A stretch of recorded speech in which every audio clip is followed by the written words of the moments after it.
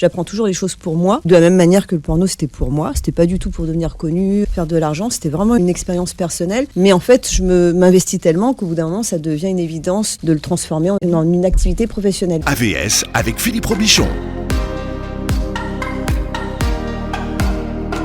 AVS, ça veut dire à votre santé, bonjour. Je suis très content de vous retrouver. Je suis content de retrouver Nadia El Bouga. Bonjour Nadia. Bonjour Philippe, bonjour à toutes et à tous. Voilà, sage-femme et sexologue clinicienne.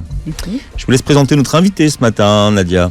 Oui, bonjour Céline Tran. Bonjour. Alors Céline, vous êtes autrice, diront certains. Je ne veux pas chipoter là-dessus. Et co-directrice d'une collection.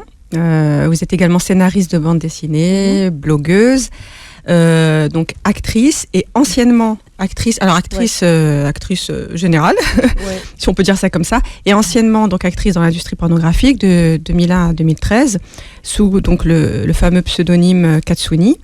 Et vous êtes également coach sexuel, mais vous préférez vous définir comme ninja. Alors, ninja. Ça regroupe tout en fait. Ninja, c'est pratique. Oui, alors quand vous dites que vous êtes ninja. Chez moi, c'est des chaussures. Hein. Ah bon ? De chez Nike, oui. Ah bon ? Les ninjas. Chacun ses références. Ah oui, bah alors je connais pas du tout. Pardon. Moi j'ai une culture de films d'arts martiaux. De manga. Et donc de manga, Génération Club Dorothée. Donc le ninja, c'est un peu le guerrier de l'ombre.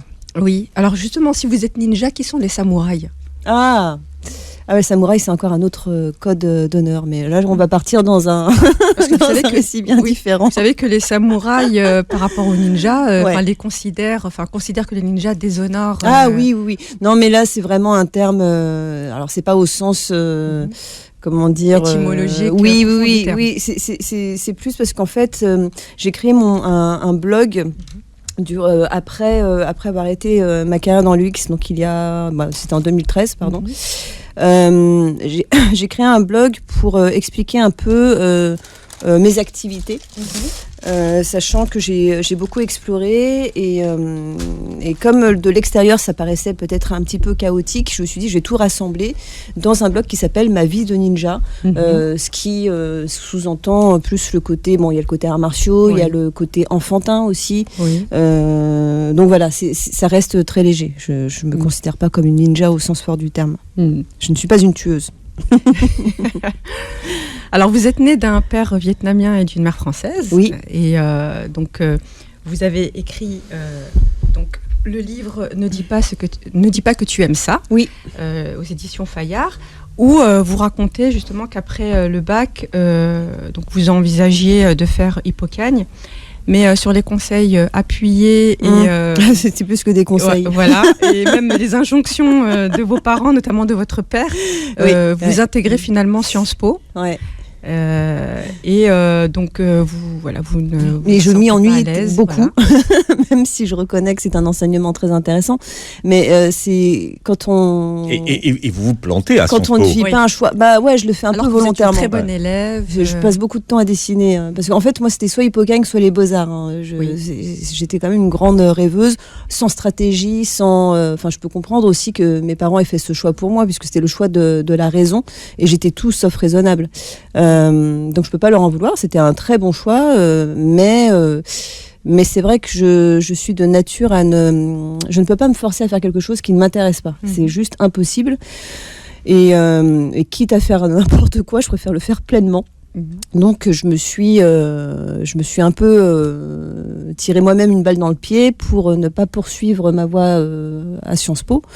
J'ai fini par me rediriger vers les lettres modernes et au départ j'étais très contente, mais en fait très vite je me suis dit que j'avais rien à y faire, parce qu'on peut très bien aimer la littérature, c'est pas pour autant qu'on a envie de devenir enseignant et intégrer à nouveau un système finalement que je n'aimais pas moi-même. Donc je me suis retrouvée un peu désemparée en me disant mais qu'est-ce que je vais faire ? Par contre je sentais qu'il me fallait expérimenter et sortir du cadre qu'on m'avait donné jusqu'à présent. Et là, justement, lors d'une soirée, durant cette fameuse année Sciences Po qui vous ennuyait à mourir, vous rencontrez Stella, une go-go-danseuse dans un club. Dans une soirée en discothèque, sachant que j'ai jamais aimé les discothèques. mais j'y ai bossé plus de 10 ans. C'est un peu le comble. Oui, en fait, ça m'a fascinée parce que moi, je fais partie des gens qui restent assis dans les soirées. Il y a tous ceux qui dansent, qui boivent. Moi, je respire un verre de vin, je suis déjà bourrée, donc ça reste très limité. Et je me suis mise à observer cette gogo danseuse qui était très sexy et qui surtout semblait s'amuser dans ce qu'elle faisait. Et pour moi, c'était juste inacceptable parce que forcément, j'étais avec ma jalousie, avec mes préjugés et même une certaine méchanceté qui très très vite consiste à penser oui, elle se respecte pas. Enfin bref, avec le fameux étiquetage. Voilà. Et au bout d'un moment, j'ai quand même dû admettre qu'il y avait quelque chose qui me faisait envie chez cette femme et c'était pas vraiment le fait qu'elle s'exhibe ou qu'elle danse en boîte puisque j'aimais même pas les boîtes, mais c'était le fait qu'elle s'autorise à le faire et qu'elle prenne du plaisir à faire ça. Et là je me suis dit quand même je m'autorise à la critiquer, mais finalement est-ce que je serais capable de faire la même chose? Et donc je me suis lancé un défi personnel. Au départ c'était vraiment un jeu et je fonctionne beaucoup comme ça. J'aime bien aller là où je vais avoir de la difficulté. Ça peut mener très loin, cette histoire. Oui, et souvent, mais et vous vous arrangez toujours pour devenir la meilleure. Souvent. Oui. En tout cas, de devenir excellente dans ce que vous faites. Oui, en tout cas, j'aime aller loin dans ce que je fais et dans tout ce que je fais, c'est vrai que c'est comme ça que je fonctionne parce que j'ai besoin de comprendre les mécanismes. J'ai besoin d'expérimenter les choses à fond pour pouvoir les vivre pleinement et m'exprimer ensuite avec, de me les réapproprier en fait à ma manière. Donc je me suis retrouvée finalement à être gogo danseuse, à faire du striptease alors que je m'étais jurée de ne jamais me dénuder. Mais quand on se prend au jeu, c'est vrai qu'on peut aller loin. Et puis il y avait toujours beaucoup de dérision parce qu'au départ, c'était pas censé être une carrière. C'était une deuxième vie en parallèle de ma vie d'étudiante. Et c'est vrai que ce côté transgressif pour moi, qui avait une éducation assez étriquée, c'était stimulant. Est-ce que si vos parents vous avaient laissé continuer dans le karaté à l'époque où vous aimiez ça? Oh, quelle question.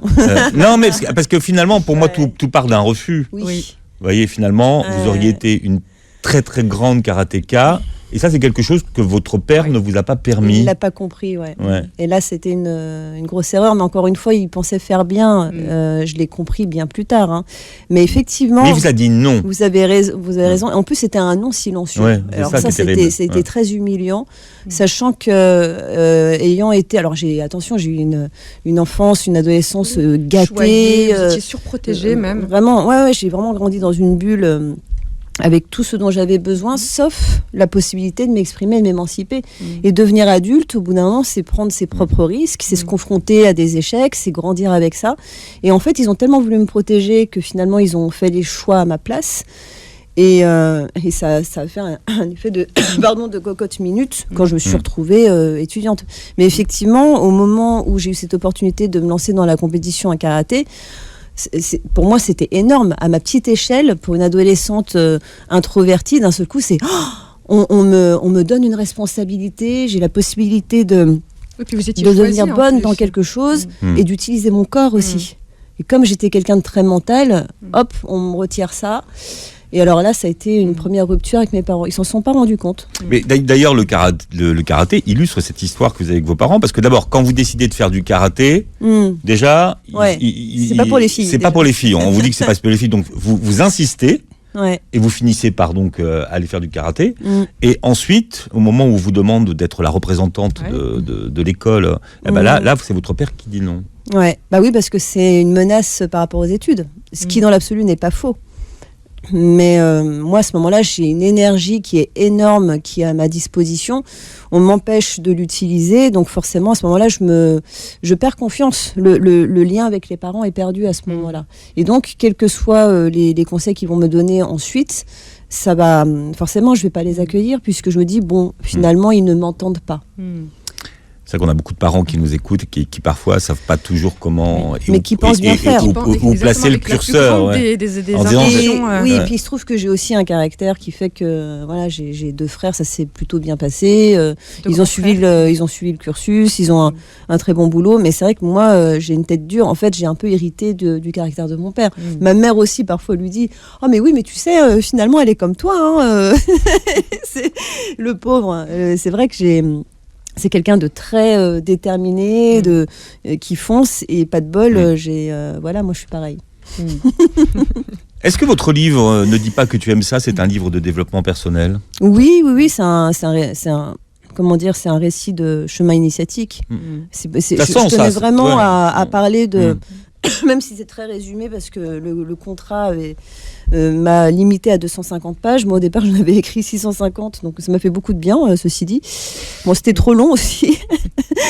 Mais je tenais à parler à la première personne, déjà à l'écrire, parce que le processus d'écriture est hyper important, de revivre moi-même... Mon parcours, de faire le tri, donc c'était vraiment thérapeutique comme processus. Et au départ, c'était censé être écrit sous forme de journal. D'ailleurs, j'ai tenu un journal de mes 11 ans à 21 ans, donc j'ai relu tout ce que j'avais écrit pour me... C'est pratique. Pour vous réimprégner de certains...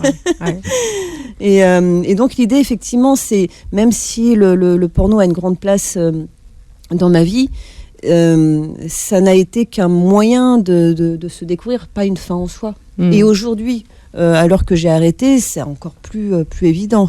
Pour moi, je le dis, c'était un échauffement finalement, et c'était super à vivre, avec les bons et les mauvais côtés, parce que je dis pas que tout était parfait et facile, mais ça a encore plus de sens aujourd'hui. Et alors que lorsque je me suis lancée dans l'UX, je ne voulais pas qu'il y ait de sens. C'est un peu le principe de la jeunesse, l'insouciance, quand on a été en particulier dans une éducation avec beaucoup de règles. Mais tout ce qu'on veut, c'est transgresser et ne pas se justifier. C'est casser ces règles-là et en fait vaquer sur son chemin. Sans penser aux conséquences. Donc effectivement, il y a un aspect dangereux, sans doute irresponsable, sans doute égoïste. Mais j'avais besoin de passer par ça pour m'affranchir et ensuite revenir à mes valeurs, revenir aux arts martiaux. Oui, et d'ailleurs j'ai repris le karaté. Ben oui, c'est ça. En fait, et j'ai retrouvé mes anciens profs. Vous revenez à l'endroit où on vous avait laissé finalement. Ouais. C'est un peu on retrouve un boomerang. Tous les chemins initiatiques. On revient toujours à la terre, aux origines. Il faut savoir partir. Il faut savoir couper le lien avec les parents. Pour mieux revenir. Pour revenir, et effectivement, et maintenant je les ai vraiment retrouvés et on s'aime, même si on se comprend toujours pas. C'est comme ça, mais en même temps, c'est ça l'amour. C'est comme ça, on est très différents. C'est quoi votre définition de l'amour? La définition de l'amour, c'est l'acceptation, je dirais. L'acceptation de quoi? L'acceptation... De l'autre dans sa différence. L'acceptation. Parce que c'est vrai qu'on va parler après des nuances, l'amour physique, l'amour familial. Non, en fait, je pense qu'il n'y a qu'un seul amour. Après, il y a plein de déclinaisons dans la manière de l'exprimer. Mais en fait, l'amour, c'est juste accueillir. Bon, voilà, c'est une partie de votre vie. J'imagine que l'éditeur a gardé la partie qui pensait qui se vendrait le mieux. Toutes les parties les plus croustillantes sont encore dans mes tiroirs. Non, c'est vrai? Parce qu'il y a encore plus croustillant. Il y a plein d'anecdotes que je garde pour des scénars, de BD, de films. Il y a beaucoup de matière encore. Les BD d'ailleurs, c'est vous qui dessinez? C'est vous l'illustratrice? Alors je dessine pas, j'écris. D'accord. En fait, je suis directrice d'une collection chez Glénat, une collection pour adultes où on parle de sexualité aussi, avec humour, ça dépend. En fait, c'est assez varié. Et en tant que scénariste, du coup, c'est un travail d'écriture. Ouais. Mais il n'est pas dit qu'un jour, je n'essaye pas le dessin, attention. Parce que c'est très frustrant de ne pas pouvoir s'exprimer aussi par le dessin, mais c'est un métier à part entière. Alors, ça aussi, c'est génial dans votre parcours, parce qu'en fait, vous avez décidé finalement de tout vous autoriser, dans le sens où, alors surtout en France, on est très cadré dans les cursus. On aime bien les étiquettes. Vous êtes passé, vous passez partout. Vous avez fait l'école du cirque, vous voilà l'illustration, le combat scénique, voilà, les arts martiaux. Vous êtes également coach sexuel, donc vous êtes formé, vous avez fait de l'hypnose ericksonienne, du massage, bien-être. Oui. Je précise bien-être parce que le massage, ça peut être... Oui, effectivement. Et d'ailleurs, oui, c'est vrai, le massage bien-être, au départ, c'est toujours ça. Finalement, j'apprends toujours les choses pour moi, de la même manière que le porno, c'était pour moi. C'était pas du tout pour devenir connu, faire de l'argent. C'était vraiment une expérience personnelle. Mais en fait, je m'investis tellement qu'au bout d'un moment, ça devient une évidence de le transformer en une activité professionnelle. Et c'est vrai que pour le massage, au départ, j'avais une réserve. Je me disais, quand même, là, je cherche les problèmes avec mon passif. Bon, est-ce que c'est vraiment une bonne idée de proposer du massage ? Au départ, je me disais, bon, je ne vais masser que les femmes. Et au bout d'un moment, je me suis dit, oh puis merde, moi j'aime masser tout le monde. Pourquoi est-ce que je me priverais de ça ? Et puis, ce sont des connaissances qui sont, au contraire, le but c'est d'apporter justement un meilleur être aux gens. Donc pourquoi faire une forme de discrimination et en fait, quand on se libère de nos peurs, on arrête de les projeter sur les autres et ça se passe très bien. À partir du moment où on est clair quand même. Donc je pose toujours un cadre très clair. Pour pouvoir vous retrouver aussi sécurisé dans oui, mais c'est très reposant. Et j'ai des clients qui me disent, qui m'avouent avoir des fantasmes, des attentes, mais on en parle tranquillement et tout va bien. Et en fait, ça désamorce les choses. Et moi, j'en veux pas aux personnes d'avoir parfois certaines attentes. Mais c'est à moi aussi d'être clair dans ce que je propose. Si on parle de votre légende personnelle, quelle version de vous-même la hardeuse était-elle ? C'était quelle version de vous-même dans votre légende personnelle ? J'aime bien ce terme, légende personnelle. Oui, tiens, c'est l'alchimiste. C'est à l'alchimiste que je pensais en termes de récit initiatique. Moi, oui, comme quoi... le retour à la terre. Comme quoi le trésor est sous ses pieds. En soi. La version de moi-même, c'était la version Catwoman. Parce que, en fait, moi, quand j'ai commencé, il y avait ce côté je rêve d'être une super héroïne, super sexy. Ça, c'est le fantasme de l'adolescente coincée. Que tout le monde regarde, que tout le monde admire. Mais c'est version Ali Berry. Incarné par Michel Pfeiffer. Non, c'était Michel Pfeiffer. Parce qu'il y a les deux, il y a Michel Pfeiffer et Ali Berry. Ali Berry est un gros navet, elle est magnifique. C'était version Michel Pfeiffer. C'était version Michel Pfeiffer. Et j'adorais le fait qu'elle ait ce côté presque gourde dans la vie de tous les jours, avec ses grosses lunettes. Et arrivée la nuit, elle se transformait en une vampe vraiment très dominatrice, avec beaucoup de pouvoir. Donc forcément, pour moi, la hardeuse, c'était ça. C'était l'incarnation de la femme qui s'autorise tout, qui peut avoir un côté effrayant. Mais forcément, c'est rassurant d'effrayer les autres. Maintenant, j'ai plus besoin de ça. Mais à ce moment-là, moi, ça me rassurait. C'était votre uniforme, en fait. Oui, c'est ça. Et quand je l'ai retiré, je me suis remise à flipper.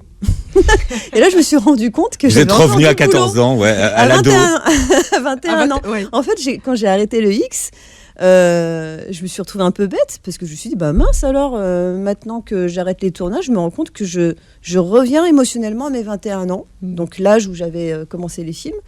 Et là, c'est la panique totale parce que d'un seul coup, je me dis, mais en fait, je ne sais pas du tout séduire un homme. Et comment je suis censée me comporter dans l'intimité ? Je ne sais pas faire. D'ailleurs, il y a une phrase de votre livre où vous dites que, Substance, là, je l'avais reprise, mais je ne la retrouve pas, où vous dites que vous êtes finalement plus à l'aise, vous étiez plus à l'aise en studio avec des hardeurs que seul dans une chambre avec un homme. Oui, en fait, pour beaucoup de gens, c'est plutôt l'inverse. Mais pour moi, c'était rassurant d'être sur un tournage, en précisant que j'ai eu la chance, mais j'ai aussi fait ce choix-là, de travailler dans de très bonnes conditions. Et bien sûr qu'un tournage, c'est rassurant puisque ça donne un cadre. On sait que de telle heure à telle heure, on sera avec telle personne, qu'on va faire telle chose.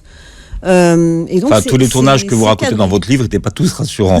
Non, c'est vrai. Mais dans la plupart du temps, c'est rassurant. Vrai, bien sûr, c'était important aussi que je parle de certaines dérives, puisqu'elles existent.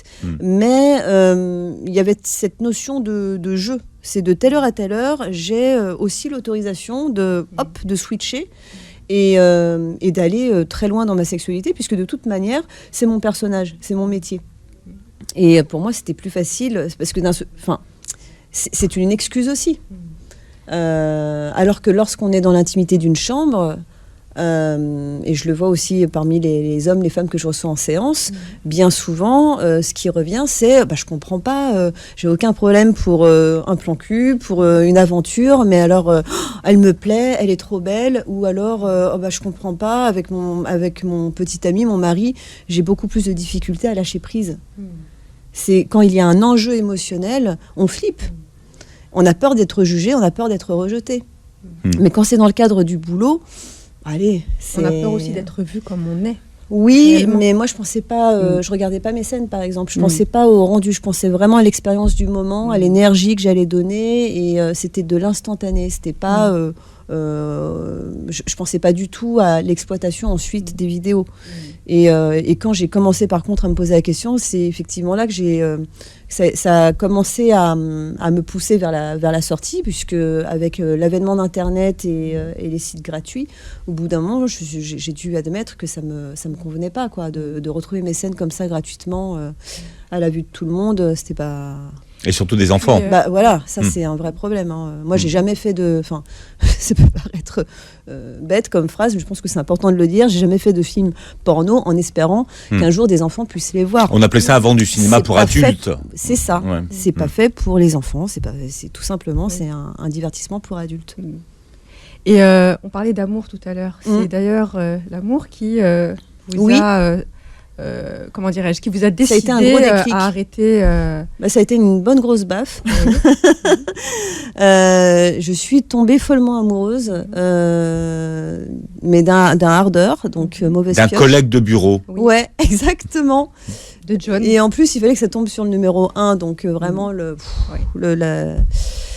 Mais c'était très beau, très passionnel, mais aussi très fusionnel. Or, être fusionnel quand on fait du X, c'est pas viable. Moi, je suis quelqu'un de très romantique. Et quand je suis amoureuse, en tout cas là, c'était le cas, je deviens exclusive. Et donc, d'un seul coup, c'était l'enfer. J'avais plus du tout envie d'être touchée par les autres acteurs. Évidemment que je n'avais pas envie qu'il en touche d'autres, et c'est juste incompatible à ce moment-là.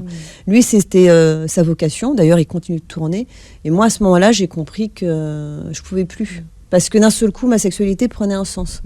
En plus, il y a eu un désir de maternité. Donc là, ça a été un énorme réveil. Et ça a été douloureux, mais ça a été très sain finalement. Entre ça et le constat que l'industrie avait changé, que finalement j'étais dans une forme d'une mécanique de répétition, parce que voilà, c'est industrialisé, au bout d'un moment c'est plus drôle. Et puis plus on prend de l'expérience dans ce métier, et moins on accepte qu'un réel vous dise quoi faire en fait. Au bout d'un moment, je me suis juste souvenue pourquoi j'avais fait ce choix-là, et le choix c'était de s'exprimer, d'apprendre à se découvrir. Au bout de 13 ans, je me suis dit, je crois que j'ai plus rien à apprendre de ce boulot. Si je reste, je me perds. Oui. Et vous dites aussi que votre corps était votre outil de travail. Donc, pour le coup, il y avait quand même une certaine dissociation. Oui. Céline n'était pas complètement. Ouais, bien sûr. C'était une partie de moi, mais oui, bien sûr, il y a une dissociation. Mais je pense que c'est le cas de toutes les personnes qui travaillent avec leur corps. Hein. J'accompagne des sportifs de haut niveau aujourd'hui. Quand on fait du sport de haut niveau, franchement, on le fait pas pour être en bonne santé. Hein. On cherche la perf, la limite. Et au bout d'un moment, qu'est-ce qui va motiver ? C'est l'objectif final, c'est le dépassement. Donc il y a forcément quelque chose d'un peu dangereux là-dedans. Mais pour exceller, ou en tout cas pour aller loin, c'est presque une nécessité, quoi.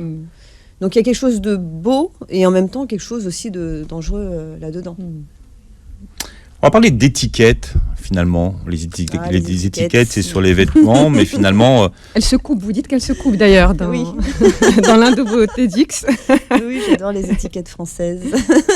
Et alors, en France, les étiquettes, on les garde quand même beaucoup. Hein. Ouais. Il y a des pays où on peut finalement changer de vie assez facilement.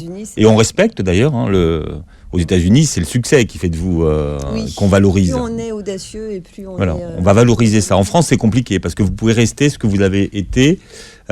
Aujourd'hui, comment est-ce que... Parce que Nadia a dit quelque chose d'intéressant tout à l'heure. Elle a dit actrice conventionnelle. Par exemple, les hardeuses qui font du cinéma, c'est pas des... diront traditionnels. Mais c'est pas des actrices.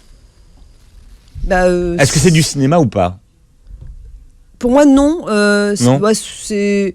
Alors, ça l'était dans les années 70. D'ailleurs, c'était fait par des gens du cinéma. Mais aujourd'hui, on est dans du contenu web. Donc, c'est du produit de consommation. D'accord.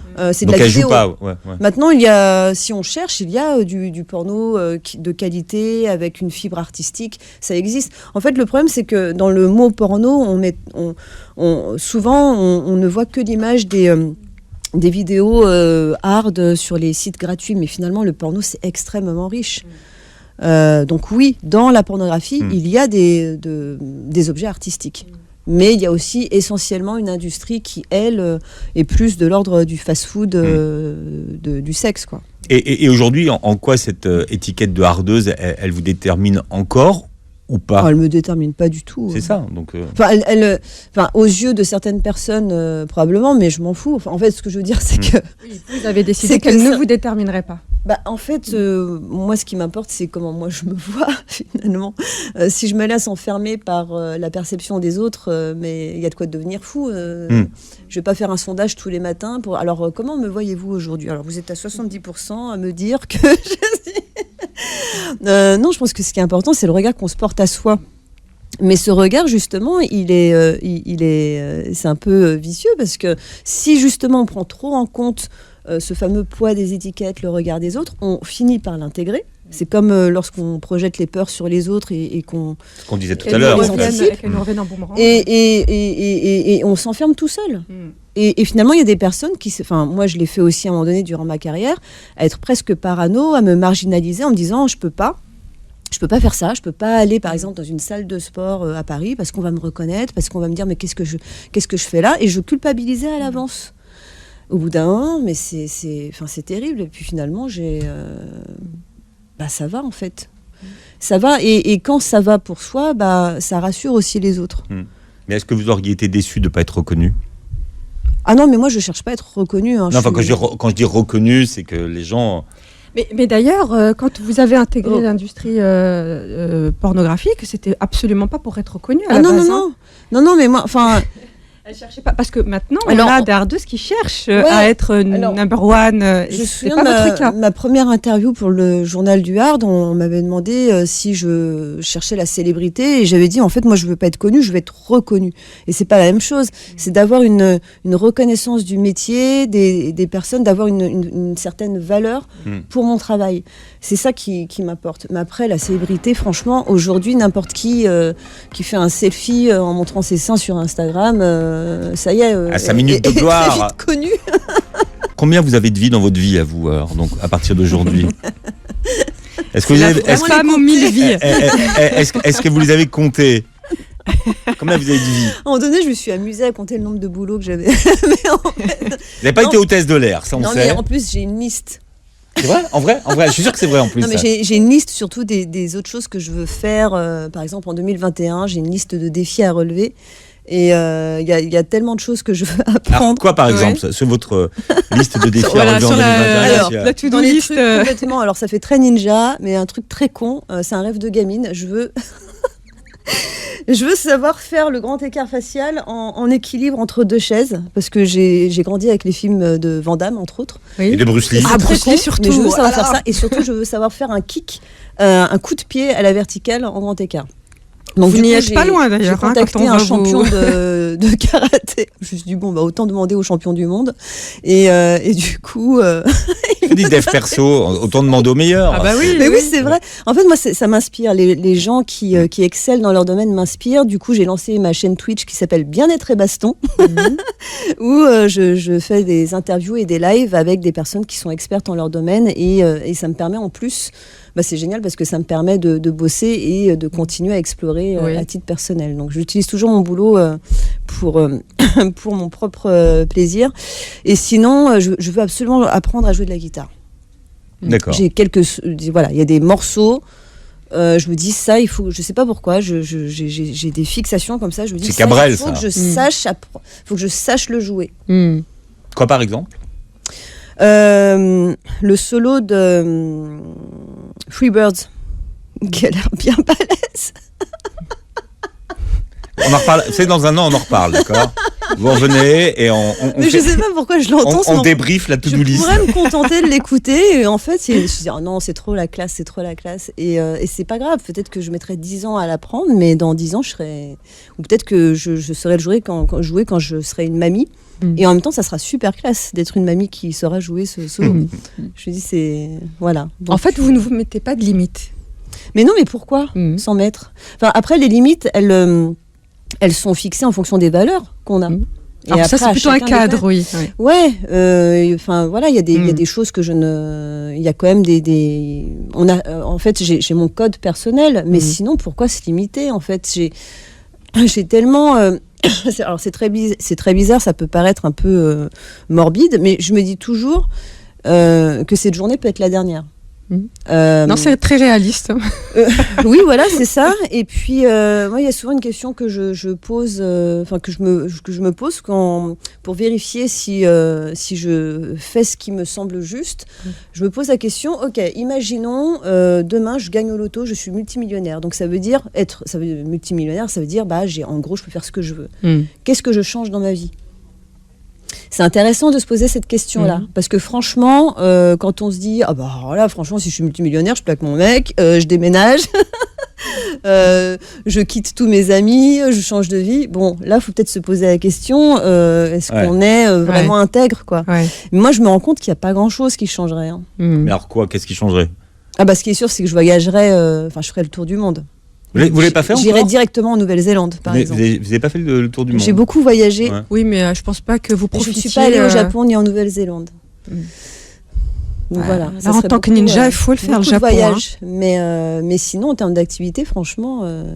J'emmènerai avec moi Céline au Japon. Bah voilà. Voilà.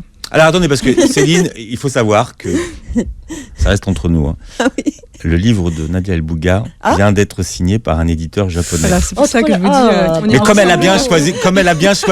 bien choisi son année, c'est l'année où on peut pas voyager. Mais sinon, la tournée de promo, elle est J'ai pas ce compliquée. Là. pouvoir. Ah mince. Non mais vous vous rendez compte, à ces sous, la sexologue, elle a signé au Japon. Ah, c'est trop classe. Oh, c'est super Ah classe. ouais, là, j'avoue que c'est. Là, moi, le je dis- Japon, en plus, c'est. Hors compétition. Ouais, On non, peut pas bravo. lutter. Ouais. Ouais. Bah, faut que je lise d'ailleurs ce livre. Comment il s'appelle? La sexualité dévoilée. Ah, ok. Ah, ça m'interpelle. Ah, vous pouvez. Vous pouvez. Vous lisez et vous revenez. Ok. Ouais, avec plaisir. Entre venus, on se comprendra. Il y a une expression que vous dites, je ne suis pas tombé dans le porno. Pourquoi? C'est quelque chose qu'on vous dit? On vous dit que t'es tombé dans Ah le oui, porno? j'adore cette expression. En même temps, on dit bien tomber amoureux, mais. Ou enceinte. Ou enceinte. Ou enceinte, hein. ouais. Donc, Il y a une idée de déchéance quelque part, mais j'aime beaucoup quand les journalistes me posaient la question, mais comment êtes-vous tombé dans le porno? Et vous, comment êtes-vous tombé dans le journalisme? Mais oui, parce que ça sous-entend le fait qu'à un moment donné, il y a quelque chose qui a foiré. On est tombé dedans. Il y a forcément eu un accident de la vie qui fait qu'une agression, je sais pas, un abus sexuel, quelqu'un qui a été malveillant, et malheureusement, hein, c'est le cas pour certaines personnes. Et Mais ce n'est pas votre je cas. critique pas ces personnes-là, chacun son parcours. Mais moi, pour le coup, non, ça a été un vrai choix qui a été bien sûr conditionné. Mais tous les choix sont conditionnés. Il y a une phrase que vous employez que j'aime beaucoup, c'est le porno ne m'a pas imposé sa sexualité, c'est moi qui m'en suis servi pour exprimer la mienne. Ouais. Alors que finalement, c'est pas du tout l'image qu'on a. Bah oui, on a toujours une image de la femme qui subit, et c'est bien pratique de considérer la femme comme une petite chose fragile, incapable de faire des choix par elle-même. Pour le coup, je trouve pas ça très féministe. Alors oui, qu'on soit vigilant sur les conditions de travail, bien sûr, il y a dans tous les domaines d'ailleurs, pas que le UX, mais désolé si ça dérange certaines personnes, mais oui, bien sûr, une femme peut aimer ce type de sexualité et en vivre très bien, et aussi elle a le droit d'arrêter et d'être qui elle veut ensuite. Parce qu'il y a ça aussi, c'est l'après. Et ça a été un peu le paradoxe. Quand j'ai arrêté, je me suis dit, mais mince, en fait, moi j'ai fait ça justement pour être une sorte de Catwoman et avoir une forme de pouvoir, m'émanciper, me découvrir. Et maintenant que je veux arrêter, on me dit, ah non, tu pourras rien faire d'autre. Je dis, non, mais c'est quoi C'est la double peine. Mais n'importe quoi. Et je trouve ça génial, les gens qui vous disent tu ne peux rien faire d'autre. Moi, c'est l'une des phrases qui me motive le plus. J'adore qu'on me dise. Non, mais il faut comprendre ça. Ouais. C'est merveilleux, mais je trouve que c'est un culot monstre. On a tous des opinions, bien sûr. Je dis pas, moi aussi, je suis humaine, j'ai aussi mes préjugés, mais de là à le dire, de là à le formuler, et les réseaux sociaux ils sont magnifiques pour ça. C'est incroyable, les gens qui se permettent de vous dire quoi faire et comment. C'est assez fascinant. Parce qu'ils sont experts. Voilà. Donc parfois je leur dis mais expliquez-moi plus, parce qu'en fait je ne comprends pas. J'aimerais savoir d'ailleurs comment je devrais m'habiller, comment je devrais parler, parce que je ne sais pas. Vraiment, jusqu'à présent, je n'ai rien réussi. Dites-moi comment je dois me comporter. En tant qu'actrice, vous êtes passée avant les réseaux sociaux. Et aujourd'hui, en tant que coach, vous êtes avec les réseaux sociaux. Et on sait que quand on veut faire votre métier, c'est quand même très important de pouvoir avoir des fenêtres sur les réseaux sociaux. Et bon, comment vous arrivez à gérer ça? Est-ce que vous auriez pu être, par exemple, actrice au moment de l'explosion des réseaux sociaux? Franchement, il y aurait eu Internet aurait été développé. Enfin, de toute manière, moi, quand j'ai commencé, c'était l'avènement d'Internet. J'ai l'impression d'être un dinosaure, mais c'est vrai qu'on n'était pas encore là-dedans. Ouais. On quittait à peine la VHS pour être en DVD. Vous savez qu'on en parlait hier. Je disais, c'est l'époque de la VHS. Et vous vous rendez pas compte que l'époque des sex shops. Mais c'est parce que la VHS, avant, il fallait aller dans les cinémas. Mais oui. Ça a révolutionné C'était super excitant, justement. Il y avait une valeur à l'objet, il y avait la transgression, il y avait la rareté. Et donc, moi, c'est ça aussi qui me plaisait. Mais si Internet avait été autant développé, je pense pas que je me serais lancée là-dedans. Parce que j'avais pas envie que ça se sache, moi. Bah oui. Donc, ça serait maintenant. Non, j'aurais trouvé autre chose. Peut-être que j'aurais fait du karaté, du coup. Vous seriez revenu au karaté. Ou vous auriez été hôtesse de l'air. Oui, c'est vrai. Bon, ça c'était le rêve de la petite fille qui voulait voyager. L'uniforme et encore, quand même. avoir un bel uniforme. Alors, j'ai été hôtesse de l'air dans certains films. Je me suis rattrapée à ma manière. Mais c'était bien aussi.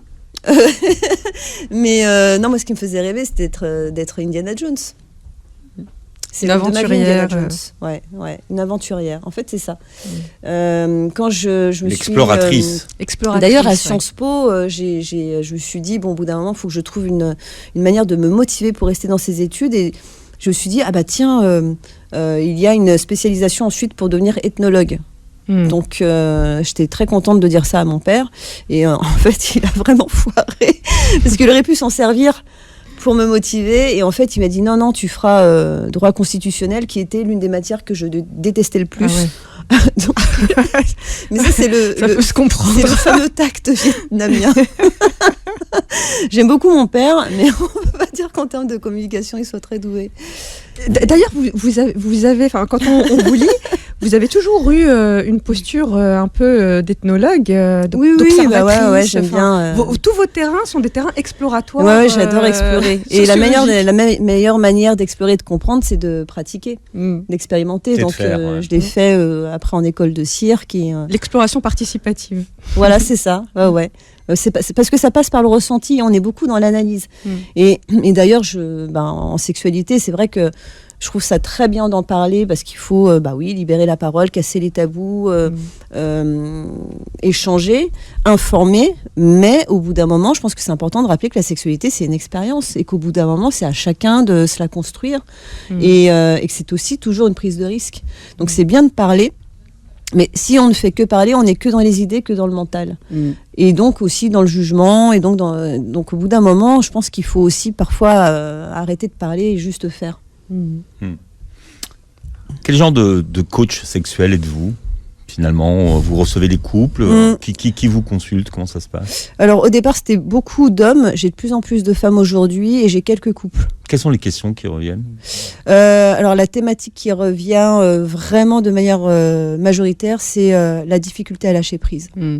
Pour les hommes, il y a beaucoup un rapport à la performance, dans le travail, dans la sexualité, la peur de ne pas être à la hauteur, la culpabilité par rapport à un certain appétit sexuel ou des fantasmes qu'ils éprouvent et ils se retrouvent parfois en décalage avec leur compagne.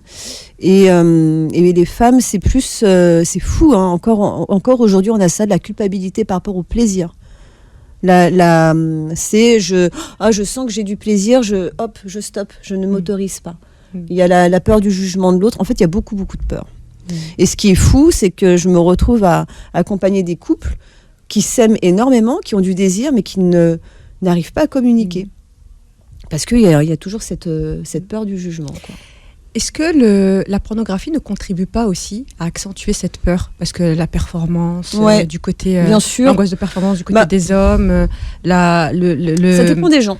Parce que certaines personnes vont me dire, moi le porno m'a déculpabilisé, il m'a ouvert à des pratiques différentes, il m'a fait réaliser que finalement ça va, je me rends compte qu'il y a des gens qui peuvent avoir du plaisir à vivre telle pratique et ça se passe bien, et c'est même plutôt fun, même si je comprends que y a une différence entre le porno et la réalité, voilà.